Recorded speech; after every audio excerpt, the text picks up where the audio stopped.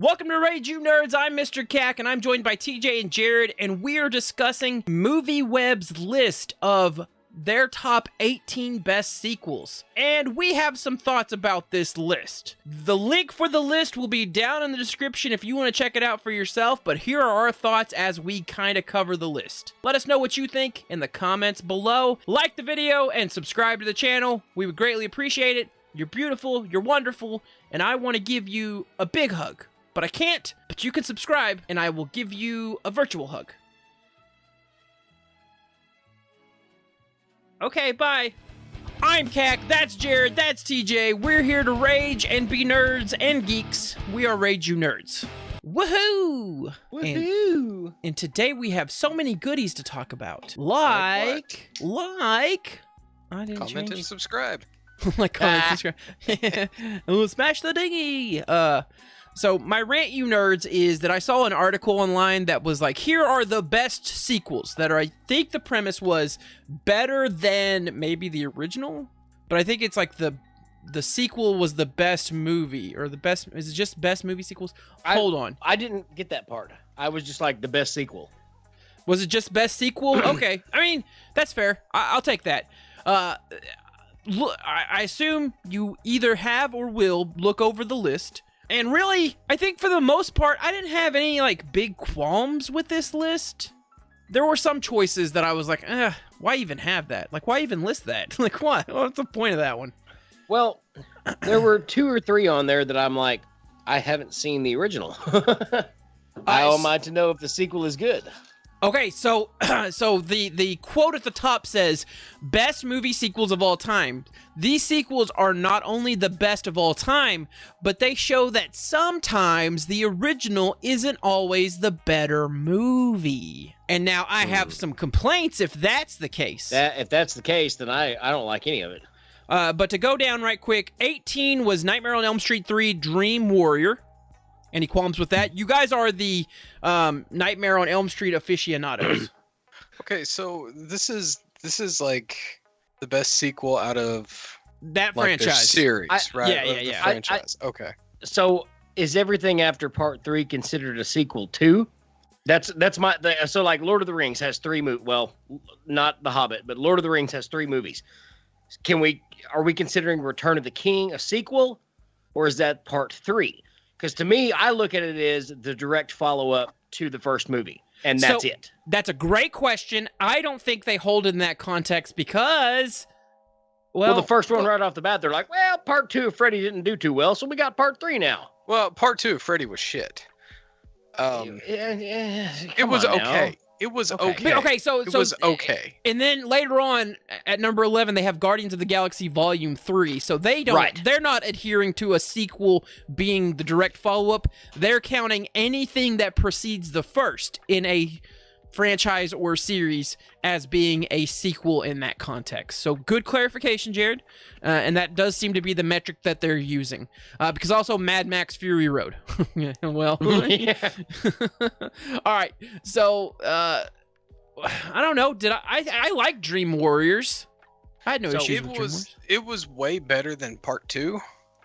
And it carried on the story from part 1, as where part 2 didn't. That's fair. So what I would say is if we're going franchise, then anyone preceding the original, I would argue the best sequel to Nightmare on Elm Street was New Nightmare. Ooh. Now that becomes an interesting wrinkle, right? Yeah. Yeah. I mean, I guess in a way it is a sequel. I wonder if they do classify that different since it inherently alters. I don't know. No, but I agree with you. I think in the way they've established it, that would be a sequel in that chain of movies. And yeah, I do like New Nightmare. I've said before, New Nightmare is one of the only films that I consider like the perfect movie because it encapsulates all the drama, a little bit of funny.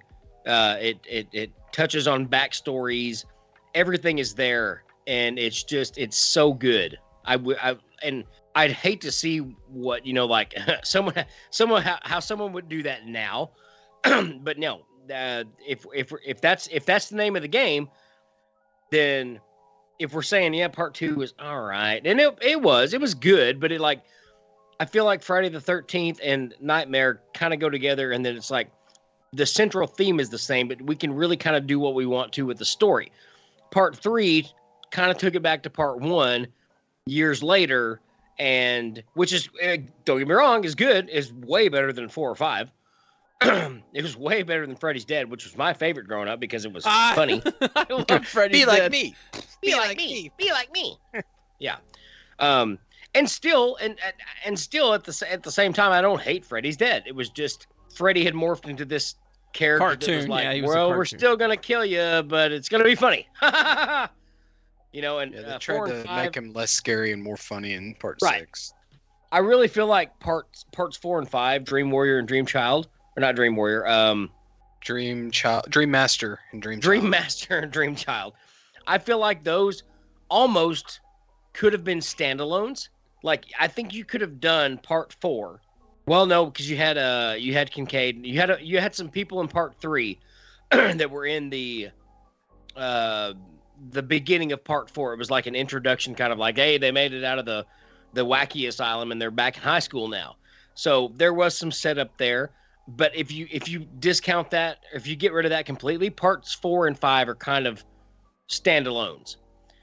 So you really have The main girl in part 4 and 5 is the same girl in part 3. So like 3, 4, and 5 really are just kind of their own little trilogy. I thought her name was Alice. Is that not the same? Kristen is the girl in part 3. Alice is a new character because one of the characters in 3 she's friends with in high school, and in part 4 Freddy finishes killing off the rest of the ones in 3 who are friends with Alice in part 4, and then it just goes into part 4 and part 5, and then we never see Alice again. I do like how metal it was that part 4 starts off with basically like, hey, do you remember these characters and how they fought Freddy? Guess what? He's They're dead. killing them. The stakes are high. Anyone can die. So I did like what they did with that to let us know, hey, remember how they survived this last one? Guess what? Not this time.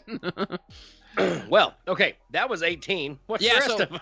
So number 17 is interesting. It's X-Men Days of Future Past, which is a sequel to X-Men First Class and technically a sequel to X-Men The Last Stand. So it's a sequel of 2 different franchises that basically join at a axis point.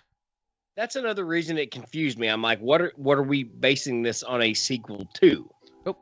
Yeah, so No, wrong person, Mr. Tack. Went straight to TJ. TJ's like doing a math equation right now. He's like part 3 and part 4 and Friday. But I'm trying to figure out like part 3 and part 4 and part 5. He's still trying to figure out the Alice Kristen thing. Yeah. Kristen is.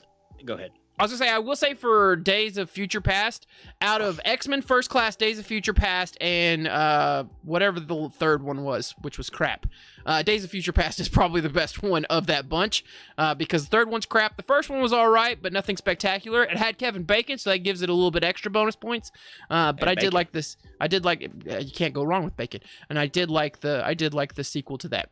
Now, if you put it in the context of how it stacks up with the original X-Men trilogy, that becomes a little bit more subjective. I liked some of them X-Men movies. So did not like Last Stand though. One of the other things that I did not like about this list is I felt like there were a lot of good movies on there. 2 or 3 that I have, 2 or 3 that I've never heard of, or have heard of in passing, but I was like, whatever. Like the Tom Cruise, The Color of Money. Color of Money, yeah. Which That is a one, sequel Pepsi. to another movie I've never seen called The Hustler. Yep. All right, so there's that one. But then there are other ones like Paddington 2. It's like, well, I didn't watch Paddington 1. No. How did that make it inside the top 5? So number 16 is T2 Trainspotting. Never seen either one of them and don't care to. It's got Ewan McGregor. It does. And number 15 is The Color of Money, which is a sequel to Hustler that none of us have seen. Number 14 is Dawn of the Dead, 1978, a sequel to Night of the Living Dead. So I feel like that one also needs to be higher because it really kind of set the template for what we know as a zombie movie. And they remade it, and it was like every zombie movie at that point. Well, mostly. When you get into, I don't consider 28 Days Later and 28 Weeks Later a zombie movie, but like World War Z, Z stands for zombies, but the zombies were like running and crazy and that's one of the, they did that in the remake of Dawn of the Dead too. But I feel like every zombie adaptation since Dawn of the Dead 78 has been largely not based, but like they took the idea from the zombies. They're like, hey, that's cool. If we make a zombie movie, this is how we're going to do it. Setting can be different. People can be different. But zombies, like, that's the idea we're getting for zombie movies. So, like, I feel like that one should be higher. I just like that it was set in a mall. I thought that was a really cool, that's just a really cool setting for a thing to happen. So in 1978 too, in that movie, if you remember the remake in 2006, it's also in a mall. Yep. And they're going to all these things in the mall. They've got the hat store, they got the shirt store, there's some golf clubs. Yeah, it's all fun. Not in 1978. In 78, we had a gun store in the mall. And I remember watching that scene going, they was born in the wrong decade. If I was born in 73 instead of 83, I could have bought a gun at the mall. I think I was watching someone do some kind of documentary on this film because George Romero did a lot of really stuff that people find very needing to document. And I think that's one of the first malls, right? The concept of mall wasn't as tried and true. Yeah. It's dead now. It's dead now. The concept is pretty dead now. But I think at the time, 1978, I think a mall was a relatively growing idea. And one that I'm sure people were fearful of because, it's destroying the small town and its economy. It very much was, but at the same time, it was kind of like those same people were like, but yeah, now I can get $high clothing and not have to order it from New York. Which we did with Walmart when Walmart appeared is what we did with Amazon when Amazon appeared. We were fearful and we understand that it's destroying something, but gosh dang, it's so convenient. Did I ever tell you guys a story? And this could be another story for another time. I just wanted to throw it out there real quick about the time that Walmart almost bankrupted Rubbermaid. No? I'll tell you another time then.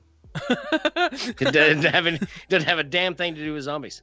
13. TJ, it's Spider-Man 2, which I agree is the best Spider-Man. And this is from the Tobey Maguire string of Spider-Man movie. Tobey Maguire. So here, I don't agree with this being on the list, but maybe I'm wrong. Number 12 is Blade Runner 2049, the sequel to Blade Runner. Yeah, I didn't like either of the Blade Runners.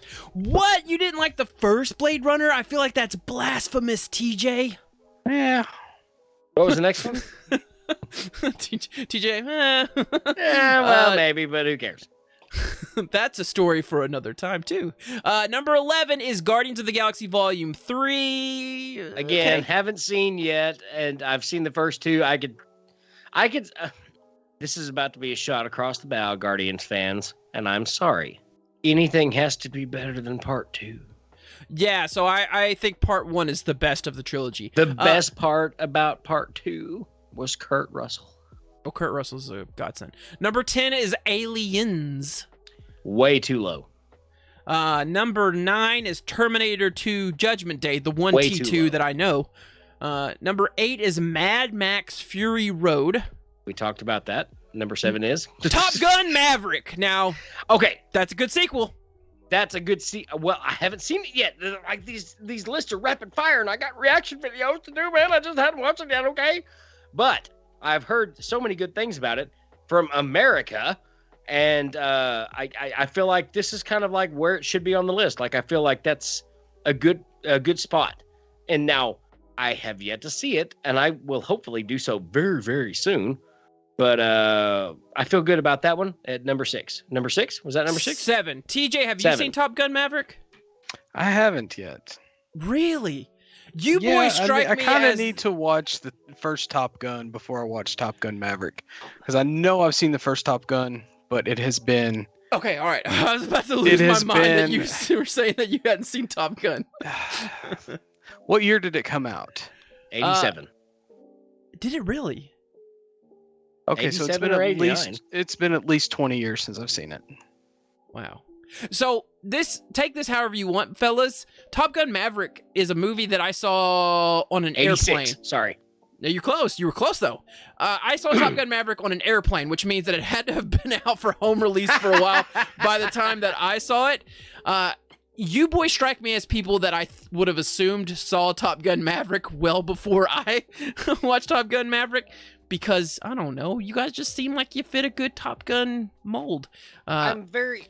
I okay, liked it. so- I think both of you will enjoy it very much. And is it a negative that it kind of just copies the first movie? Maybe, but it's damn enjoyable to watch. So, and that's the thing. So, like, you can do. Well, look at what was another movie that, like, it was an exact copy of the first one. We were like, yeah, we love it.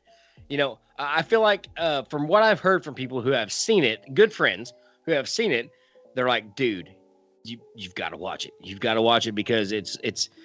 They didn't try a bunch of, you know, this 2023 movie making shit. This was Top Gun 86 Reborn so many years later. And I do want to watch it. I just like, there are there's a lot of things in front of her right now, because if you haven't heard yet, starting next week, hey, Mr. Cack, yeah. starting next week, we are going to have here on Rage You Nerds a horror short movie reaction once a week for the rest of this year, excluding October when we're going to do some other stuff. But needless to say, because of that, I have been busy. Yeah. So, like, I've got a list of all. Like, there's a few more on the list. I'm like, oh, I gotta watch that. I have to watch that. Why have I not watched it yet? Yeah. But that's why I've got so much on the plate. You need to watch it. Number 6 is The Dark Knight, and I'm very frustrated this isn't one of the top, if not the top movie. I so did The Dark my own Knight. top 10 on this one, by the way, and this was number 3. Yeah, that feels better. Number 5 is Before Sunset. I'm not going to talk any more about it because I don't know what it is, but Ethan Hawke's in it. Number 4 pisses me off, TJ. It's Paddington 2.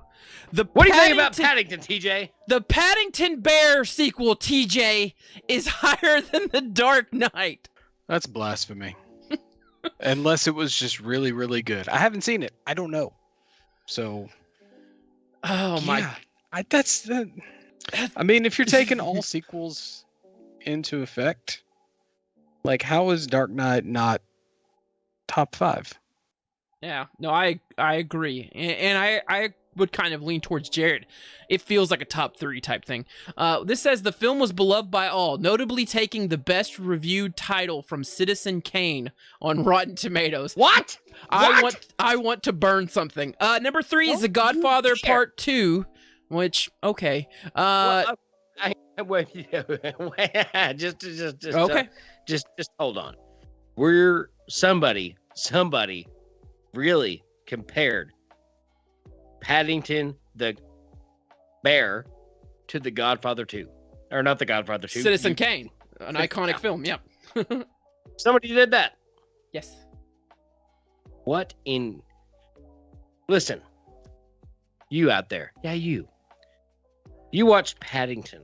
And Paddington 2, and you're like, oh my God. This is so much like Citizen Kane. I need something from you right now. And that is a list of the drugs that you were on and your doctor's home phone number, because you, sir, or madam, or insert, why would you even do that? All right, that's my take. Number 2 is Toy Story 2. Nope. Okay. And number 1 is Star Wars: The Empire Strikes Back. Nope. I mean, it was better than the first Star Wars, or Episode 4, right? Yeah, I agree. But there's so many better movies. Terminator 2 was better than that. Aliens was better than that. The Dark Knight was better than that. Yet Star Wars gets the top spot on this list. Paddington someone's 2 on was better drugs. than that. Someone is on drugs. What you have here, TJ, is a bunch of people interested in clickbait, and they get money for that. So they just put like whatever in the top 9, and they're like Star Wars. Oh my gosh, let's just make a blasphemous list sometime. Let's just do something just so absurdly outrageous. I thought we did that with the wrestling stuff. I thought we did the that when we tournament. talked about the trilogy tournament. That Yeah. that upset some people with us. I thought we did that one time when you put peanut butter on your. Never mind. Wanna do you really wanna taste it?